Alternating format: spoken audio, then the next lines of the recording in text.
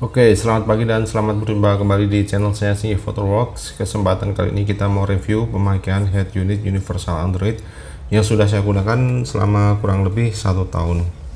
Dan tentunya dengan segala kelebihan dan kekurangan yang pernah saya temui.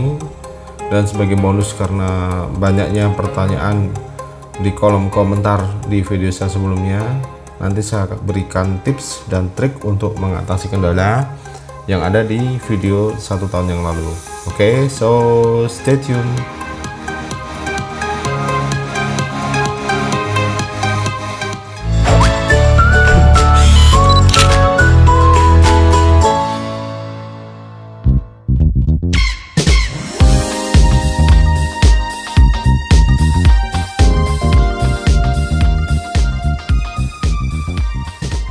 Ya, seperti yang udah kita ketahui bersama, ini adalah head unit universal Android non-branded yang kenyataannya cukup banyak peminatnya di pasaran dalam kurun waktu setahun terakhir ini.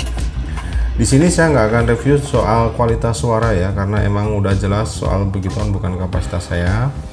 Jadi ini nanti kita hanya akan bahas seputar kendala dan triknya untuk mengatasi permasalahan yang ada. Karena emang ya dari range harga di bawah 1 juta jangan terlalu berharap mulu-mulu untuk dapat sesuatu yang wah gitu ya.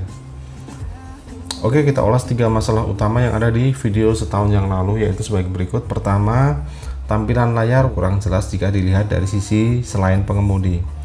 Penyebabnya adalah jelas karena material panel LCD yang digunakan adalah bukan IPS, mengingat harganya yang murah. So, solusinya kita lakukan sedikit tweak di menu rahasia. Kira-kira maksudnya ada di sini, buka menu settings, kemudian factory settings, kemudian masukkan passwordnya 8888. Nah, itu muncul menu settingan rahasia bawaan pabrik. Untuk keperluan oprek tampilan LCD, pilih menu color settings. Nah, muncul sejumlah opsi slider yang bisa kita atur dan geser kiri kanan. Dan apa yang tertampil di sini adalah posisi settingan sudah kita tweak atau udah kita oprek ya. Nanti kita coba reset ke default, terus nanti kita bandingkan side by side antara settingan default dengan settingan yang sudah kita oprek. Nanti Anda bandingkan sendiri perbedaannya. Oke, sekarang coba kita pencet default. Oke. Nah, ini adalah tampilan asli sebelum dioprek. Kontrasnya memang lebih kuat, tapi ada sisi kekurangannya. So, coba kita lihat tes untuk putar video.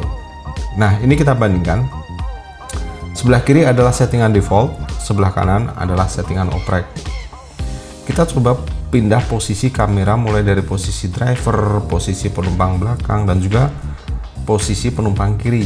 Ini dilihat dari penumpang kiri. Di situ terlihat dalam kondisi tertentu gambar yang terlihat dari posisi penumpang kiri sangat tidak jelas. Mirip seperti negatif film. Ya, terutama di area shadow. Nah, kalau teman-teman mau lihat detail slidernya seperti apa, berikut ini saya tampilkan. Silahkan diamati baik-baik, dan kalau perlu silahkan di pause video ini buat dicontoh di head unit masing-masing. Tapi ya Anda harus sama persis ya. Kebetulan aja di punya saya cocoknya segini. Teman-teman bisa sesuaikan gimana enaknya, karena bisa jadi beda produsen LCD, ada beda karakter juga. Silahkan disesuaikan sesuai selera masing-masing. Oke, itu tadi tips dan trik untuk masalah pertama. Sekarang kita lanjut ke masalah kedua, yaitu soal brightness layar yang langsung mentok maksimal ketika kita aktifkan kamera mundur. Nah, jelas kondisi kayak gini begini ini sangat kurang nyaman, karena kalau malam cukup menyilaukan. Dan lagian gambarnya juga nggak jelas, jadi putih semua. Akhirnya saya udah ketemu juga settingan untuk mengatasi hal ini. Caranya gampang, yaitu ketika kamera mundur aktif, silahkan dipencet layarnya di sembarang titik, maka akan muncul menu pengaturan brightness kontras khusus untuk kamera mundur. Nah, di situ tinggal kita sesuaikan saja pada pilihan siang dan malamnya. Siang adalah pada tab close lamp, dan malam untuk ada di tab open lamp. Nah, problem kedua udah beres. Sekarang kita lanjut ke problem ketiga, yaitu soal hang yang tidak jelas penyebabnya. Setelah setahun pemakaian ini, sekarang saya udah tahu pasti apa penyebabnya, yaitu adalah penggunaan live wallpaper. Nah, seperti yang Anda lihat di layar, live wallpapernya digunakan untuk merespons audio yang sedang dimainkan oleh music player. Dan yang terjadi adalah ketika nanti kita mematikan mobil, nah misalkan waktu parkir, atau emang kita udah pulang, udah masuk garasi, Terus kesempatan berikutnya kita nyalain kunci kontak lagi kayak gini, start. Nah, terus head unit ikut nyala. Nah, coba kita perhatikan di situ dia udah mulai nggak respon lagi terhadap sentuhan layar. Jadi sekarang masalahnya udah jelas, penyebabnya adalah live wallpaper yang saya pasang tadi. Jadi solusinya apa? Solusinya ya nggak usah masang live wallpaper seperti ini, atau kalau udah terlanjur hang ya kita reset aja pakai jarum. Nah, buat mencet tombol reset. Habis itu dia akan normal kembali dan live wallpaper bisa kita nonaktifkan. Proses reset.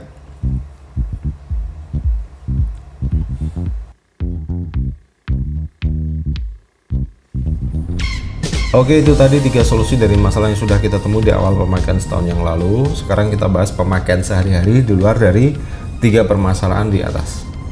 Di antaranya adalah pertama, WiFi susah mengenali sinyal tethering dari ponsel kita ketika sedang dalam perjalanan. Anehnya, ketika di scan WiFi justru munculnya malah bermacam-macam WiFi yang ada di sepanjang perjalanan. Walaupun akhirnya nanti akan ketemu juga ke tethering ke ponsel kita, namun prosesnya nggak segampang ketika mobil kita dalam keadaan diam. Kalau dipikir-pikir pengaruhnya apa coba? Padahal sinyal tethering dari ponsel itu justru yang paling dekat dan ada di dalam mobil ini juga. Tapi entah kenapa malah terdeteksinya belakangan. Lebih duluan sinyal-sinyal WiFi dari luar mobil. Oke, itu aneh yang pertama. Lalu aneh yang kedua adalah ketika dipakai buat browsing lumayan lancar dan responsif. Buka Playstore, searching apps, scroll naik turun juga lancar. Tapi begitu kita pilih satu aplikasi untuk kita install, nah kayak gini, status waiting for downloadnya nggak jelas kapan mulainya. Dalam video ini bisa saya buktikan apa yang saya ceritakan barusan, bahwa ini aplikasi udah saya pencet install jam 08.29.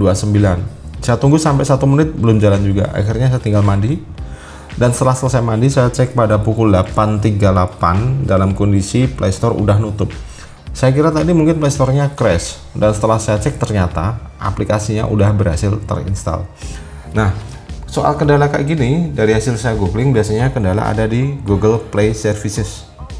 Banyak yang menyarankan solusinya adalah logout akun Gmail dan kemudian login lagi, tapi kan jelas kayak gitu nggak praktis ya. Nah,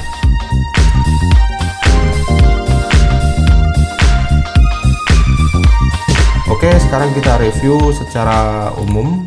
Memang zaman sekarang RAM 1 GB terasa sangat kurang ya.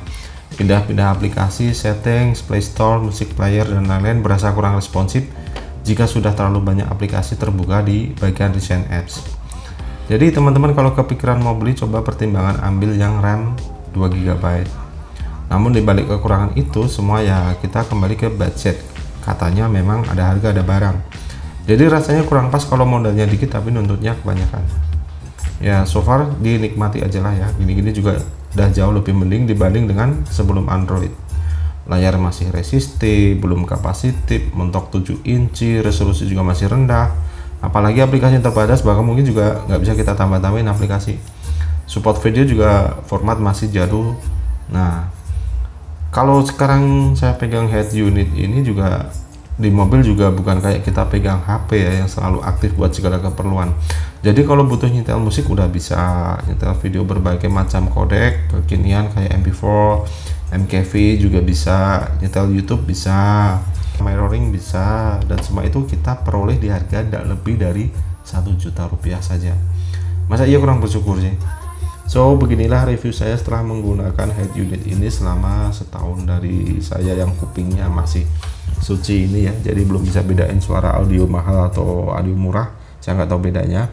Jadi cuman nambah aktif subwoofer harga 600 ribuan aja saya udah cukup puas. So sampai ketemu lagi di video selanjutnya, selamat pagi.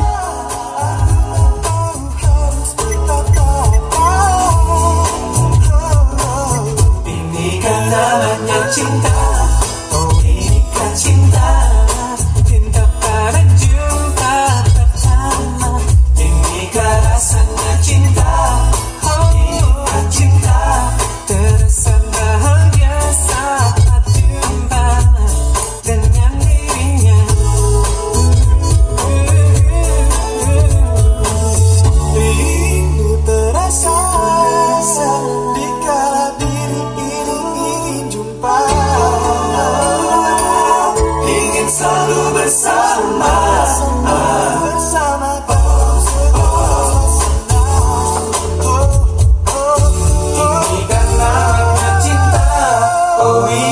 cinta